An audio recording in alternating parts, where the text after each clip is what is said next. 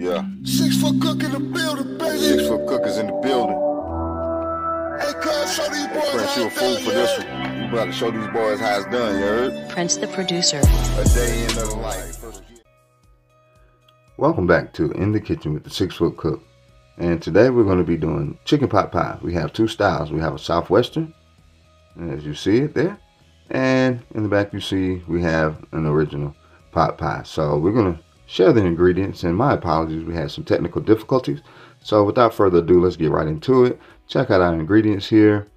First off, we have everything laid out. We have some fresh garlic, we have salt, black pepper, and some sage here for our original.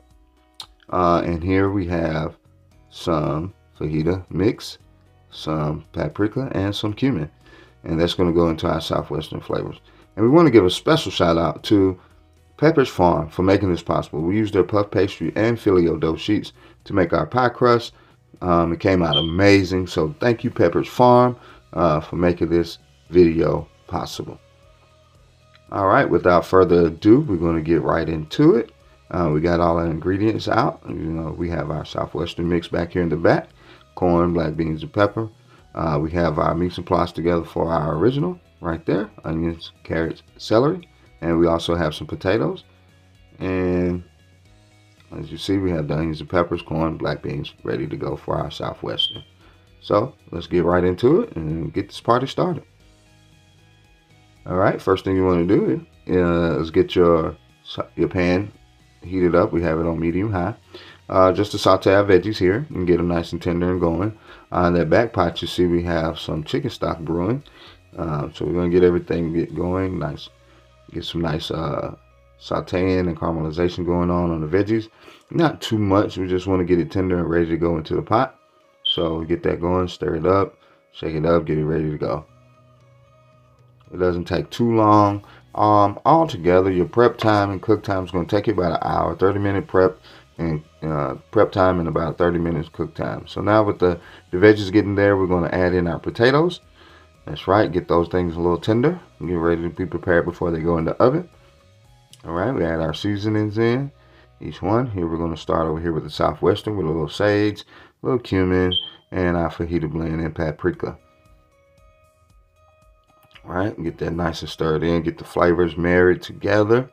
Then we're going to add our salt, pepper, and garlic, oregano, and sage here to our original blend. Get that nice home feeling, sort of like a chicken soup, nice homemade chicken noodle soup without the noodles. This one's going to be a little bit more hearty. So now it's time. We're going to go ahead and add our shredded chicken into it, which we boiled back there in our pot of boiling water that's going, that we made our stock with. So we're going to add that in, about a pound each. We're going to make about a pound pies, 2 pies. They're going to be about a pound worth of meat in each one of those. So we just add our shredded chicken in, and we get those all blended and mixed together. Don't worry, take your time there, get it all good, and voila. Now it's almost time to go ahead and add our stock. So let's get that mixed up real good for you guys. This takes about, roughly about 10 minutes or so. Oh, that looks good. Yes, yes, yes. Oh, that looks so good. That's going to be our southwestern. This is going to be our tradition. Again, that has the onions, celery, carrots, potatoes, some Yukon Gold potatoes, and fresh shredded chicken. Oh yeah, that is going to be so good, ladies and gentlemen. Okay, let me get back to our stand and finish this up. So now that we have everything put together, we're going to add a little stock in. Get it nice and juicy. You don't want to add too much liquid. You want to get it nice and moist, but we're going to also thicken this up a little bit. So we want just enough liquid to get it nice and thick without oversaturating it. If that makes sense to you guys. Okay, so get that going in. We want to kind of let that simmer together for a little bit, let the flavor profiles mix and match, and just let that cook down just a little bit before we thicken it up with a slurry and it'll be good to go, ready for our pie shells. So like you see here, I'm gonna kind of give that about roughly around maybe 5 minutes of time. It's already at a rolling slow boil, so you don't want to overcook it. You don't want to overcook your ingredients. You just want them to kind of marry all the flavors together so that it is flavorful all the way throughout. Okay, so we're going to get that going here, nice and easy. I'm just telling you a little bit about, you know, flavoring and smells here. As you can see, once again, we apologize for the technical difficulties. We pulled out our pie shells. Once again, thank you, Pepperidge Farm. We have the one we're using the filio dough, and the other one we're using our puff pastry dough. So that'll be a nice thick and a nice thin and crispy pie for each one. We put the Southwestern in the filio dough, and we put the traditional in our puff pastry. So, you know, get that nice homemade feel, nice, and it's not too much, it's not too thick, too bready or anything like that. Actual perfect blend there. So we had a great time. Now you see we're going to add our slurry. It's time to thicken up our sauce mix there, and get everything all together and ready to go into our pie shells. So we're just going to whisk in our slurry. All right, you want to temper it in. All right, you want to make sure that you're stirring as you put it in. You don't want to put too much because it'll just turn into one big thick glob that'll become unedible. So you got to be really careful when you're mixing it in to ensure that you're getting the right amount and that it'll thicken up nicely and become sauce gravy-ish, nice thick sauce-like consistency, where it's coating and not just too thick and unedible and chewy. Okay, and just as a reference, you know, back in the day in kindergarten, you know, we used to make the paper mache things. That's what you use, cornstarch or whatever the case may be. So you know that if you use too much, it'll get, you know, a little too thick, a little too hard, and definitely becomes inedible. So there's a little bit of science to this. So you want to kind of see it just thicken up just slightly, very, very slightly, just where it starts to change consistency, and you know that you'll put a good enough amount inside. All right, so once you see that, then you switch over here. We're going to do the same thing here with our traditional. Just whisk it in, stir it as we go. Once we see that consistency slightly change, then we know we have it where we want to, because it's going to thicken up as it cooks inside the pie shell. So you don't want to do too much. So when it comes out, it can be a beautiful, beautiful pot pie. So once we get that done, all right, we're going to set everything to the side. Go ahead and reduce our heat and turn those things off. Let it kind of just simmer a little bit, just so we can make sure and see where we're at, that we didn't add too much. If so, we will add a little more stock to thin it out. If not, you know, we need to add a little bit more if we needed to. But here we have it. It's perfect, good to go. I got a good eye, and so we're going to go ahead here and get ready to put it inside of our shells. Oh yeah, look at that. That looks so good. I'm telling y'all, it's going to be amazing. We have our Southwestern here. All of that is just marrying together, thickening right on up. Like I said, we're going to give it about 5 to 10 minutes and come back. Let it kind of just do its thing. As you see it's kind of already thickening here as a gravy. All right. It's enough to go to meat pie. Chicken pot pie. Make it right. It's one of the best full hearty meals you can have in your life. I love them. All right. So we're just gonna let those two guys do what they do, and we'll be back. All right. So we're back. All right. It's been about 8 minutes here. So we're going to come back, check on everything. You see here that it's coming together nicely. Our sausage is loosening more, definitely thickening up. Okay. Taking our time here, so I don't want you guys, you don't have to rush. Okay. I know this is for video purposes, so you don't have to rush. What you can see here, The sauce is getting right where it needs to be inside of there. I'm gonna rinse this off real quick.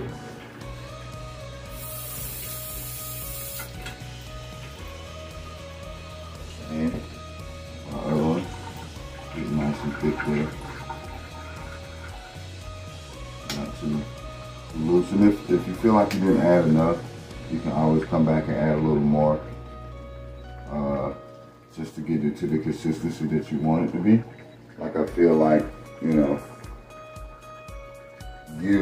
know your consistency, you know your texture profile, things of that nature. So don't feel like you're overdoing it here.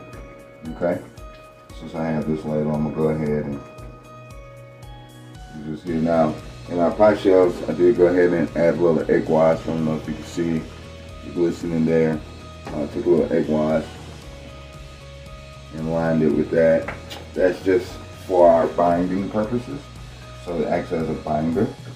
So we're gonna go ahead and I'm gonna use the filio dough for my southwestern because I like the flakiness, and I think that is gonna just be one of the best things ever with that flavor profile. Okay, so I'm gonna get it nice and filled here. Okay, not just the liquid with the heat and your veggies here. You want to help it blend all the way around and go about a 1/4 inch from the top. Turn this off. About a 1/4 inch from the top. Okay, and rinse this again so I can get the other. You don't want to cross. You don't want to cross the flavor profile. Okay. Once again, see, just layering in. Good. You can exclude the bay leaves, keep them out on the side, or you can add them in. Some people like green peas in theirs as well, so that's something that you can, add into your pot pie. Some say it's not a pot pie without the peas. I bet it's different. So, and as I'm showing you here, you can really, make it any way that you would like. It's up to you what you're doing. So now that we have our pie shells filled, we're going to put our tops on. That's why you need 2 shells, or to make 2 shells, cut out 2 shells. In the freezer, I have them cut out and ready to go here. Move these things to the side. Alright. And first one up is our filio. We're just going to take that and lay that right over the top. As you guys can see. Just as well as we're going to go ahead and take our puff pastry here. And we're going to do the same. Lay that right over top. So I already had them pre-cut out. Cut them so that way they can fit around. Have our tops. Okay. Just put it in there. And you see they came in sheets. So that's another reason I had them in the freezer to kind of help get them together and bind together. Okay.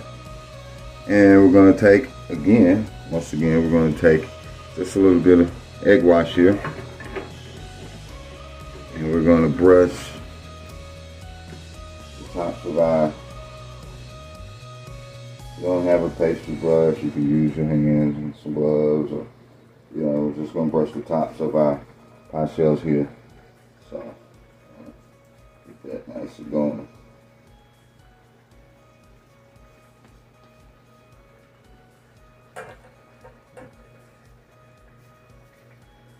Okay.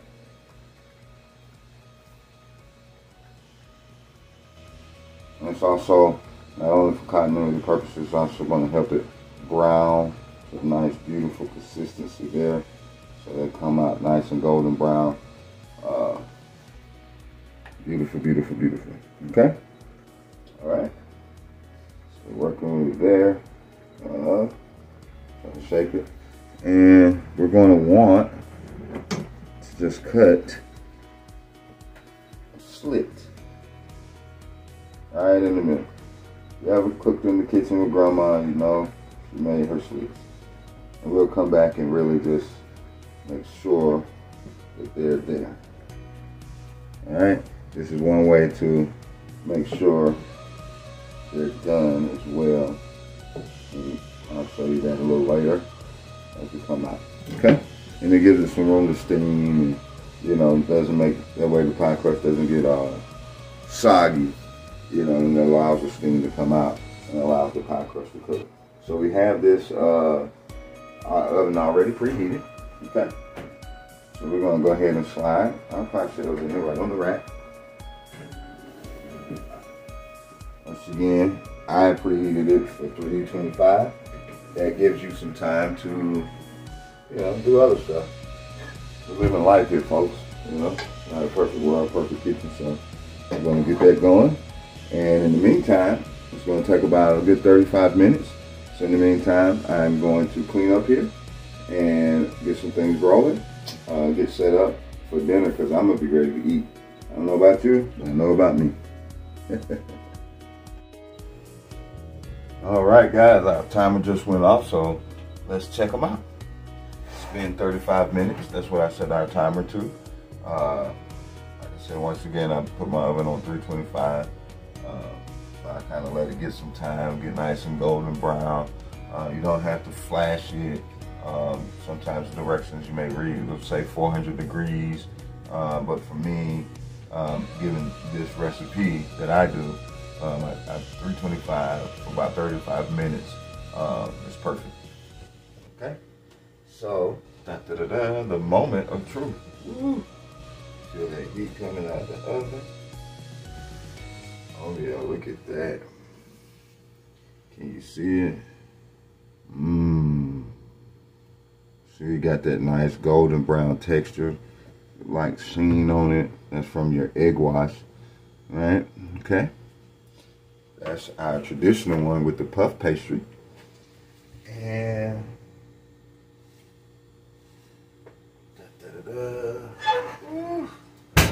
heat is something serious, guys.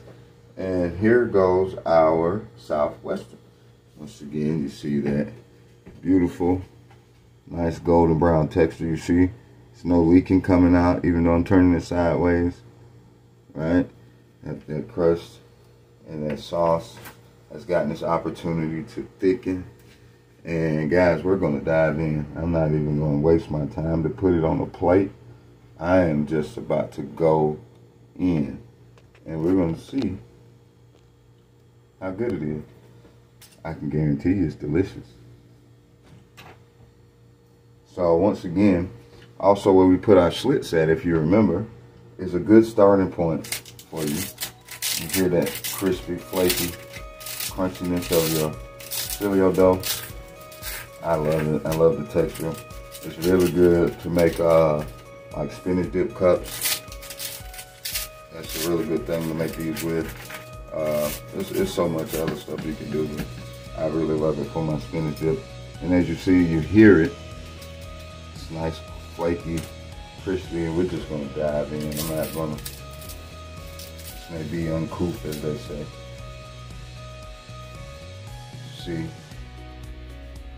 we got all the ingredients mixed in there, some chicken and corn and black beans. Ooh, it's hot. Fresh out the oven. Give it a little blow.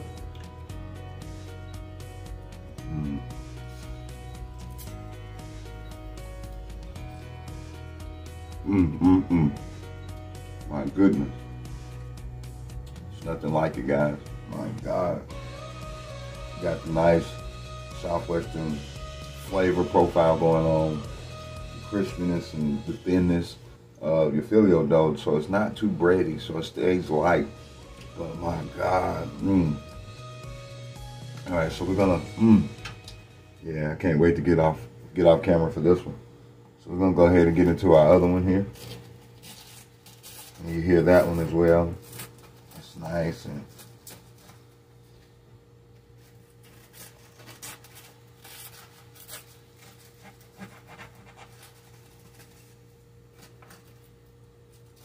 oh yeah.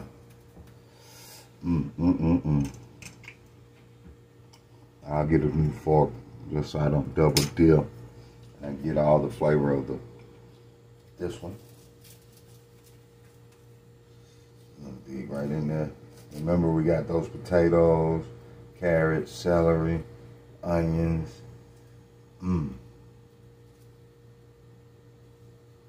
Yeah. And now this dough is a little thicker, so it gives it a little more body. Okay. Gives it the opportunity to give you a nice filling. Right? So it's a great alternative to chicken noodle soup as well. Right? As you see, got everything there. I'm gonna give that a little blow again. Don't want to burn the tongue. My goodness, smells amazing. I'm really gonna invent smell-o-vision, guys. I promise you. Stick with me. I'll have that out. So maybe I can holler at Elon Musk or somebody.